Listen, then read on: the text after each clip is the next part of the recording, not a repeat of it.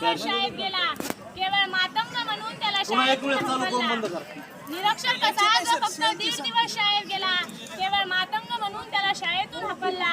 याच उद्रेकातून त्याने अवघा समाज आपल्या लेखणीतून मांडला. हादरवून सोडला सह्याद्री सारा, पण त्यानेच संयुक्त महाराष्ट्र घडविला. आजच्या कार्यक्रमाचे अध्यक्ष सन्माननीय व्यासपीठावरील गुरुजन मडगाव येथे बसलेले माझ्या विद्यार्थी मित्रांनो, सर्वप्रथम तुम्हा सर्वांना लोकशाहीर अण्णाभाऊ साठे यांच्या जयंतीच्या खूप खूप शुभेच्छा.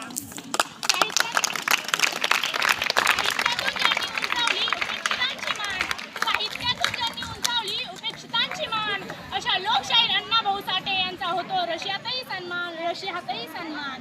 लोकशाहीर अण्णाभाऊ साठे यांचा जन्म 1 ऑगस्ट 1920 रोजी सांगली जिल्ह्यातील वाळवा तालुक्यातील वाटेगाव या गावी झाला. त्यांचे पूर्ण नाव तुकाराम भाऊराव साठे असे होते.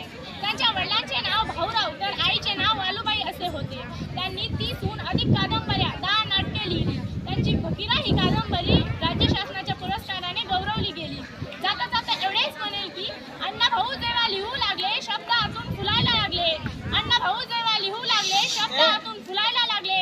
तळ हाताच्या रेषावर नाही तर तळ हाताच्या भेगावर भविष्य दिसू लागले. तळ हाताच्या रेषावर नाही तर तळ हाताच्या भेगावर भविष्य दिसू लागले. जय हिंद.